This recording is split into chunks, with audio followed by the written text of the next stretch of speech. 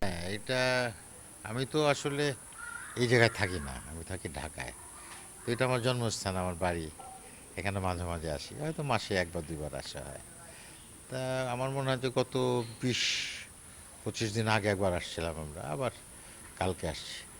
তো এসে দেখলাম যে বিদ্যুৎ নাই, বিদ্যুতের লাইন কাটা এখানে, মানে চোরে কেটে নিয়ে গেছে।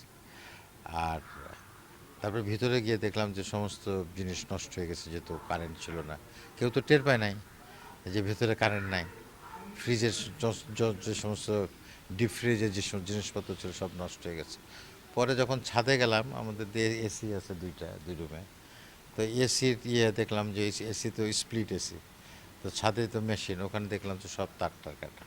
এই দিকে আমাদের গ্যারেজ, ওই যে গ্যারেজ দেখা যাচ্ছে, গ্যারেজের এই দিক দিয়ে লাইনের তার আছে, সব কেটে নিয়ে যাচ্ছে। তো এটা প্রায়শই হচ্ছে। এর আগেও 6 মাস আগে একবার এরকম হলো যে এখান থেকে তারটা কেটে নিয়ে যায় ওই লাইন থেকে। এগুলো তামার তার থাকে, কেটে নিয়ে যায়। আবার এসির সঙ্গে যে তার পাইপ থাকে সেগুলো থাকে। তো অতি সম্প্রতি এই চোরের উৎপাত অনেক বেড়ে গেছে। আমাদের এখানে এরকম ছিল না আগে। আমরা তো মোটামুটি একটা সুন্দর পরিবেশের জায়গা, আমরা সবাই মোটামুটি নিশ্চিন্তেই একরকম থাকতে পারি।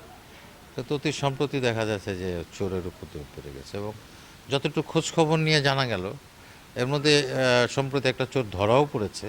কবি জসিমউদ্দিন সাহেবের বাড়িতে এরকম তার কাটতে গেছিলো, আর সেখানে নাকি স্বপন নামের একটা ছেলে, সে ধরা পড়েছে এবং সে স্বীকারও করেছে যে সে চুরি করতে আসছিল, এবং তার সঙ্গে আরও কিছু লোকজন আছে। তো এটা তো খুবই দুঃখজনক। এবং এই যারা চুরি করে এরা মূলত আসলে নেশা করে, এরা নেশাখোর। নেশার টাকা জোগাড় করার জন্য এরা এই মানুষের বাড়ির বিভিন্ন তার, এটা সেটা যা পায় চুরি করে নিয়ে যায়।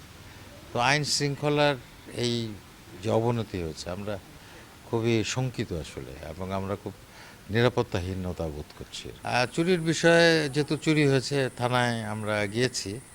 থানায় গিয়ে একটা জিডি করেছি। তারা আশ্বাস দিয়েছেন যে তারা দেখবেন বিষয়টা।